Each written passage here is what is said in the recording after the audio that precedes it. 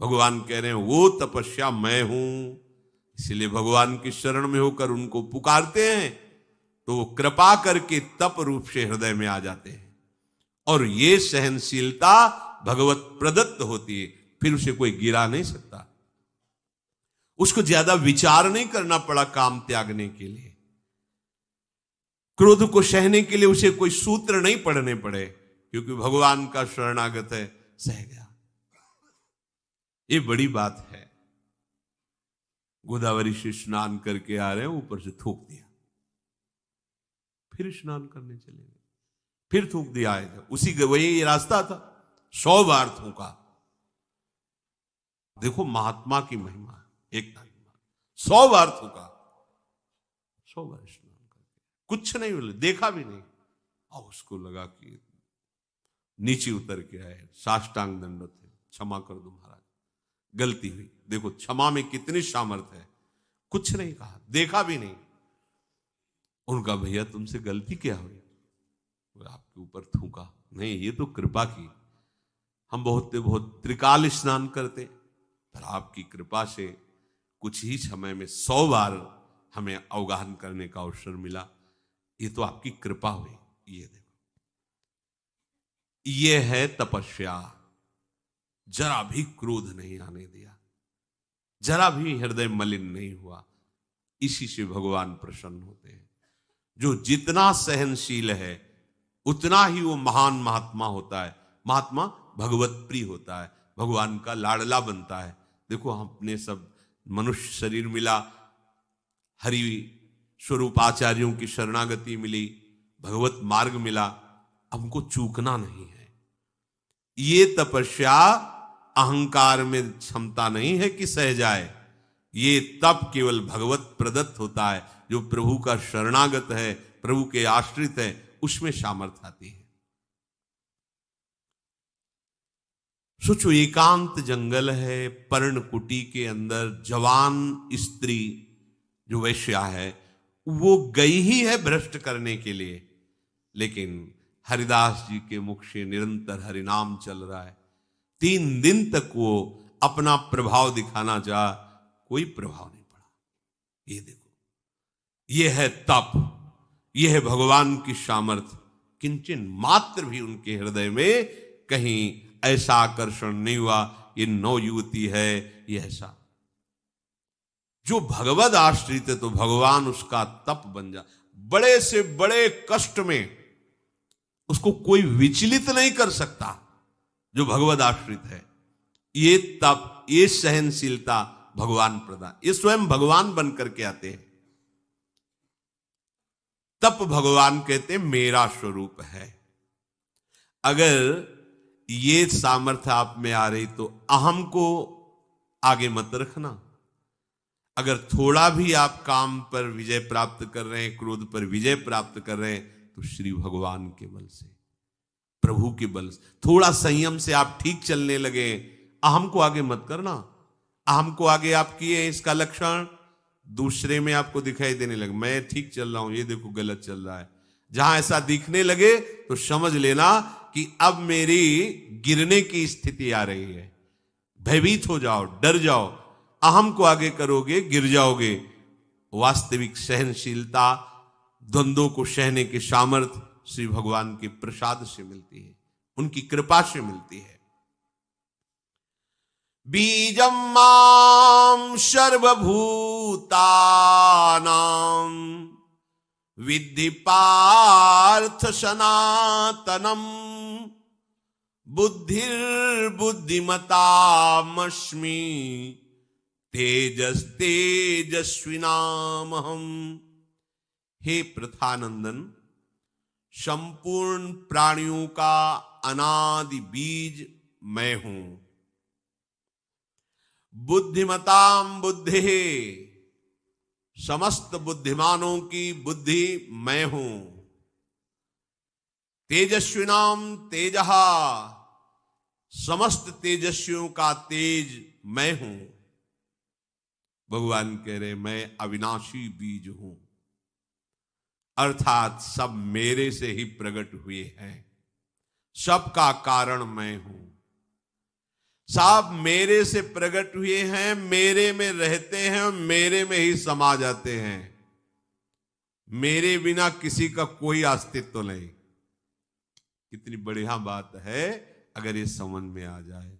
ना हमारा, ना आपका, न सूर्य का, न चंद्र का, न पृथ्वी का, किसी का कोई अस्तित्व नहीं। सबका अस्तित्व मेरे प्रभु है। जितने बीज हैं उन्हीं से सब कुछ प्रकट होता। मतलब वृक्ष का बीज तो वृक्ष प्रकट होता है, मनुष्य का तो मनुष्य प्रकट होता है। सबका मूल कारण बीज ही होता है। भगवान कह रहे हैं सब बीजों का बीज अविनाशी बीज मैं हूं। तो हम सबके पिता प्रभु हैं, सबके जनक प्रभु हैं। हम सब एक ही प्रभु के बच्चे हैं। ना कोई छोटा है, ना कोई बड़ा है, ना कोई अच्छा है, ना कोई बुरा है, ना कोई उत्तम है, ना कोई अधम है। सब एक ही तत्व के बने हुए हैं। जहां ये बात समझ में आ जाती है, राग द्वेष खत्म हो जाता है। सनातन बीज प्रभु हैं, आदि अंत से रहित हैं, अनादि हैं, अनंत हैं, अविनाशी हैं, विकार रहित हैं। जगत का प्रकट होना, जगत का प्रकाशक होना, जगत का उत्पादन करना, जगत को धारण करना, जगत को लय करना, ये सब प्रभु हैं। प्रभु कह रहे बुद्धिर बुद्धिमतामस्मि, बुद्धिमानों में बुद्धि मैं हूं। बुद्धि के कारण प्रभु हैं। अगर बुद्धि में प्रभु ना हो तो उसे बुद्धि कहते नहीं, उसे कुबुद्धि कहते हैं। देखो ना, अपना नाश स्वयं अपने आप कर रहे हैं हम लोग, अपना पतन कर रहे हैं, अपने को दुख में फंसा रहे हैं और बनते बहुत बुद्धिमान हैं, बहुत बुद्धिमान बनते हैं। ये बुद्धिमान नहीं है। यहां जो भगवान कह रहे हैं बुद्धिमानों में मैं बुद्धि हूं। बुद्धिमान कौन? जो अपने को इस जगत प्रपंच से बचाकर सच्चिदानंद तत्व में जो हमारा स्वरूप है स्थित हो जाए, वही बुद्धिमान है। जो असत संसार का त्याग करके सत स्वरूप प्रभु की प्रेम लीला में डूब जाए, उसी को बुद्धिमान कहते हैं। बुद्धिमान मणि लेता है, कांच नहीं। मणिगण पुंज ब्रजपति छाणत हित हरिवंश कर गए कंच। ये बुद्धिमानी नहीं है, एक बुद्धि है। प्रभु के नाम का विस्मरण करके, प्रभु के आश्रय को छोड़कर किसी वस्तु व्यक्ति का चिंतन, उसका स्मरण, उसका आश्रय, ये बुद्धिमानी नहीं है। प्रभु का आश्रय लेकर प्रभु का निरंतर चिंतन करते हुए प्रभुमय हो जाना। इतना चिंतन गाढ़ हो जाए कि मैं प्रभु का भजन करता हूं ये भी स्मृति न रहे, केवल प्रभु की स्मृति। यह है सच्ची बुद्धिमत्ता। तो बुद्धि में ये बुद्धिमानी कहां से आती? भगवान ही उसकी बुद्धि बन के बैठ जाते हैं। बुद्धिमानों की बुद्धि मैं हूं। तेजस्वी नाम हम, समस्त तेजस्वियों में मैं हूं। ये दैवी संपदा का एक लक्षण होता है। तेज, अग्नि में दाहिका शक्ति। ये तेज का तात्पर्य है जो तत्व के जीवन मुक्त महापुरुष हैं, भगवान के प्रेमी जन हैं, उनमें एक अलौकिक सामर्थ्य जागृत होती है। उनके समीप जाते ही संसार का राग नष्ट होने लगता है, भगवत भजन में रुचि होने लगती है। असत आचरणों के त्याग का उत्साह, ये उनका तेज है, ये उनका प्रभाव है। वो अगर आज्ञा कर दे तो तुम्हारे सामर्थ्य नहीं कि उल्लंघन कर सको। वो बात तुम्हारे पीछे पड़ जाएगी और तुमको सतमार्ग में ले आएगी। इसीलिए भगवान कह रहे हैं वो मैं हूं। तेजस्वियों का तेज, उनका प्रभाव मैं हूं। वो भगवत प्रभाव ही है। ये प्रभु क्यों वर्णन कर रहे हैं अर्जुन जी को? अनन्य चिंतन के लिए। कोई तेजस्वी दिखाई दिया, प्रभाव वाला दिखाई दिया, तो हमें किसी वस्तु व्यक्ति के गुण में नहीं फंसना। मेरे प्रभु हैं, इसका प्रभाव मेरे प्रभु हैं, इसका तेज मेरे प्रभु हैं। और कोई भी तेजस्वी या कोई भी प्रभाववान तभी होता है जब वो प्रभु में जितना तन्मय होगा उतने उसका प्रभाव होगा। बलम बलवताम चाहम काम राग विवर्जितम धर्मा विरुद्धो भूतेषु कामोस्मि भरतर्षभ। हे भरतवंशियों में श्रेष्ठ अर्जुन, बलवानों में काम और राग से रहित बल मैं हूं, प्राणियों में धर्मयुक्त काम मैं हूं। बलम बलवताम चाहम काम राग विवर्जितम। ये बात समझनी है। आप में जो कामादि को रोकने का बल है वो भगवान का है। हम इस बल का प्रयोग कहां से करते? भोगने में करते, रोकने में नहीं करते। ये बल हमें मिला है मुक्त होने के लिए, वो हम क्या करते? और फंसने वाले कार्य करते हैं। सावधान। आप में जो बल है, बुद्धि बल, शरीर बल, ज्ञान बल, उसका प्रयोग करके इस दलदल से निकल जाओ। इस दलदल में फंसने के लिए बल नहीं दिया गया है। आपको जो विवेक मिला, बुद्धि मिली, बल मिला निकल जाने के लिए। अभी मंद बुद्धि, इसलिए आप समझ नहीं पा रहे कितना भयावह संकट है सामने, नहीं समझ पा रहे। अगर भगवत प्राप्ति नहीं हुई, इस जन्म में भजन नहीं बन पाया, पता नहीं किस योनि में जाना पड़ेगा। आपकी बुद्धि मंद है, इसलिए वो परिणाम पर प्रकाश नहीं डाल पा रही, नहीं भयभीत हो जाएंगे अभी आप। आज हम अब सुखपूर्वक बैठे हुए हैं, कल कौन सी परिस्थिति होगी? सांस लेना भी मुश्किल हो जाता है, जीना भी मुश्किल हो जाता है, ऐसे भयानक कष्ट आते हैं, लगता है इससे अच्छा मृत्यु है। पर मृत्यु के बाद क्या हमारा स्वरूप होगा? कोई हम मुक्त थोड़ी हो गए, फिर किसी योनि में डाल दिए जाएंगे, फिर किसी कष्ट भोगने के लिए हमारी तो एक बार हमें चांस मिला निकलने का, और इस चांस को हम कहां खो रहे?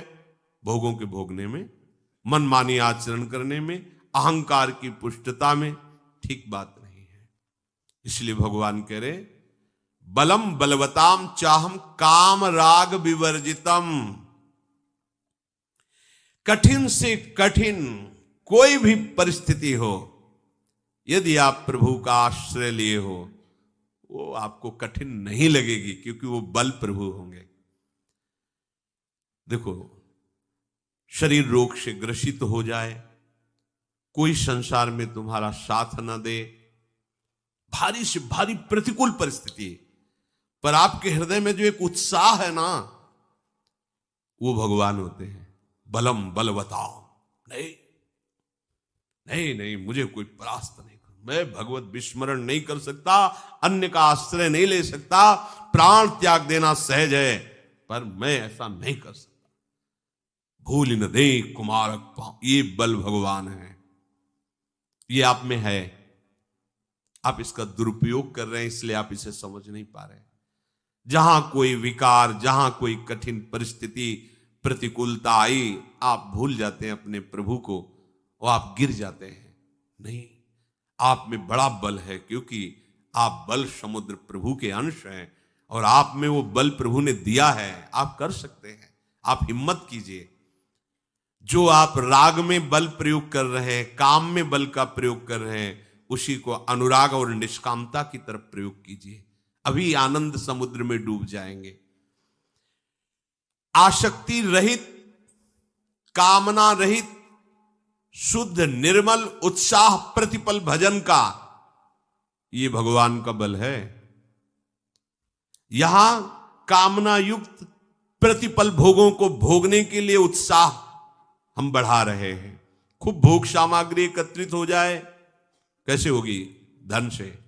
धन कैसे मिलेगा? जैसे भी मिले। अच्छा, धन मिला, धन मिले, भोग सामग्री मिले, भोग सामग्री मिली, किसके लिए? जीवन के लिए।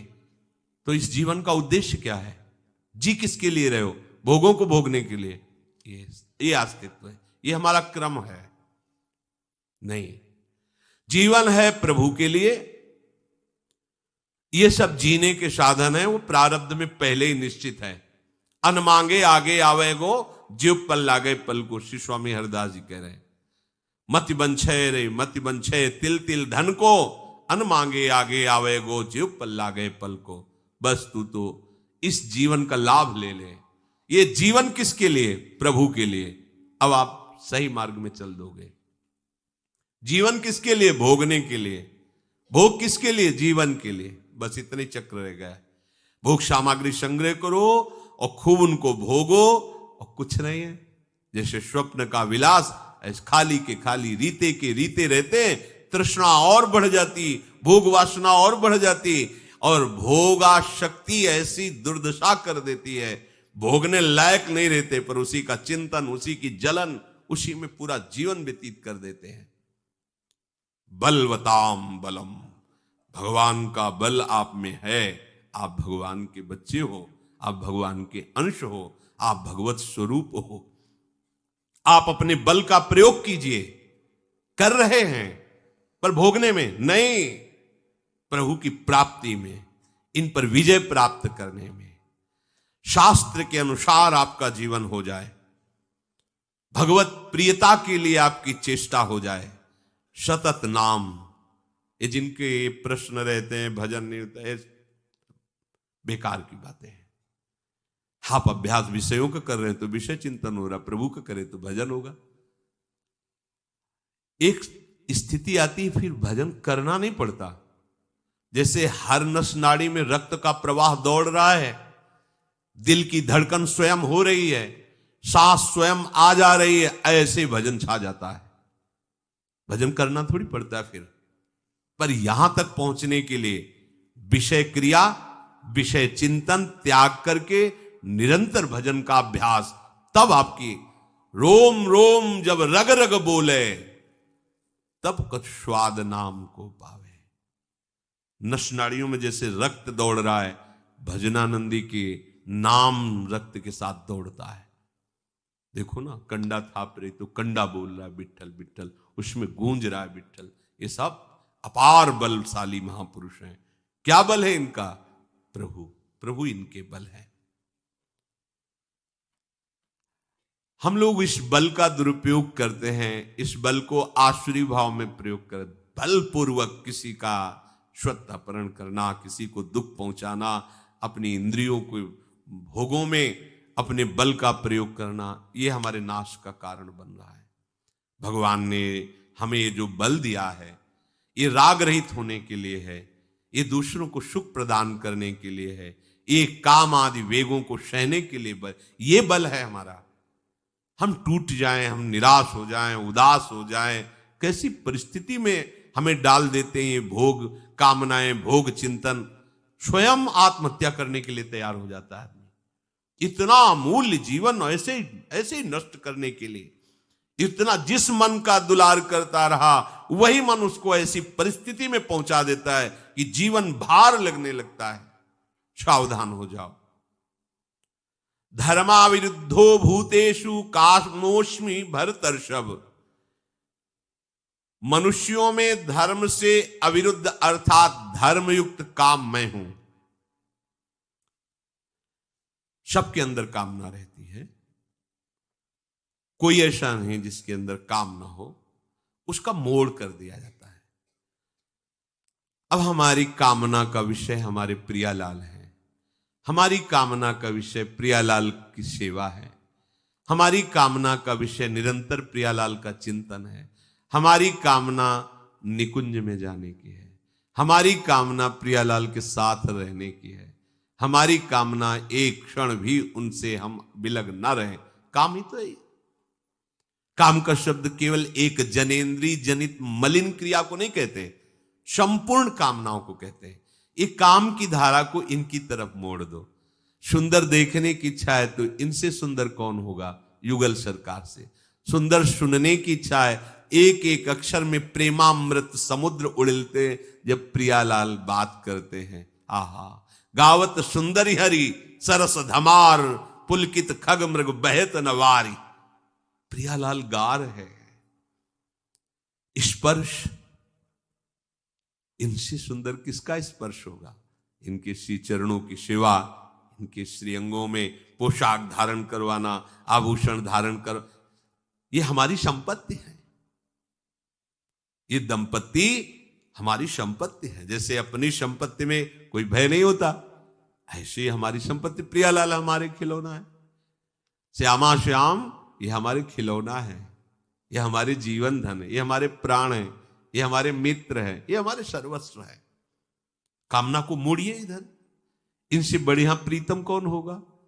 इनसे बड़ा धनी कौन होगा? और ये सब होते हुए भी बहुत प्यार करते हैं। जो कोई थोड़ा भी इनसे प्यार कर ले, बहुत प्यार करते हैं। आप सोचिए जरा, अर्जुन जी भी भगवान के अंश ही है ना। किसी पार्षद को अपने सारथी को कह देते कि रथा की, जो समस्त दिव्य शक्तियों से संपन्न भगवान के सारथी, लेकिन भगवान स्वयं सारथी बन गए। किसी एक पार्षद को भेज देते, जाओ शेन नाई का सब काम बना दो, एक क्षण में बना दे। राजा को वैसे ही सब, आप गए राजा के चरण चाप रहे, तेल मालिश कर रहे, पार्षद को नहीं भेजा। माधवदास बाबा आप मल भरी लंगोटी धो रहे हैं, त्रिलोचन जी के आप नौकर बनकर। ऐसा स्वामी कौन होगा प्यार करने वाला? इतना बड़ा महान ईश्वर होते हुए अपने दास के लिए इतना गिर जाना, कैसे इनकी कोई कृपा का वर्णन करे? सोचो, इतना नीचे उतर कर सेवा करना, इतना नहीं। और इतने बड़े बड़े सामर्थ्यशाली, अगर एक पार्षद अपने स्वरूप में आ जाए तो त्रिभुवन में कोई उनके सामने खड़ा होने वाला नहीं, क्योंकि भगवान के दिव्य अस्त्रों से संपन्न भगवान के दिव्य पार्षद। यमदूतों के सामने कोई ठहर सके किसी की सामर्थ्य है? पर नारायण अपने बच्चे के लिए आवाज निकली ऐसी, भगवान की पार्षद आ थर थर कांप रहे थे यमदूत, केवल दर्शन मात्र से। ऐसे थोड़ी, ऐसे स्वामी इन पार्षद, ये सब शक्तियां ही तो है, माया आदि अनंत शक्तियां। आप प्रभु स्वयं सेवकाई कर रहे, अपने भक्ति की सेवकाई कर रहे हैं। इससे बड़ी प्रसंग आता है ब्रज लीला के अंतर्गत। श्री रूप जी के पास सनातन जी गए, उनके मन में आया अगर आज खीर बना के पवाते हैं, क्योंकि भिक्षावृत्ति से रहते हैं, तो श्री जी स्वयं गई। वर्णन आता, कितनी कृपालु स्वामिनी। किसी सखी को भेज देती, प्रभु को बोल देती, वो क्षीर समुद्र से दूध ला करके खीर बना के दे देते उनके लिए। कोई स्वयं स्वामिनी जी अति उदार विवि सुंदर सुरत सूर सुकुमार। अब और हम किसको अपना प्यारा माने, किसको प्रीतम माने? ये कामना रोकनी नहीं है, मोड़नी है, मोड़नी। ऐसे सुन, मतलब पति भाव से गोपीजनों ने भजा तो बड़े बड़े परमहंसों ने चरण धूली माथे पे धारण की। सखा भाव से भजा, मेरा पुत्र, इस भाव से भजा। अरे वो तो तुम्हारे सब कुछ, स्वामी सेवक गुरु चेला मित्र, कुछ भी बनने के लिए तैयार है। ऐसा कौन स्वामी होगा? ऐसा कौन महान दूसरा हो सकता है जो अपने प्यार करने वालों के लिए कुछ भी बन सकता है?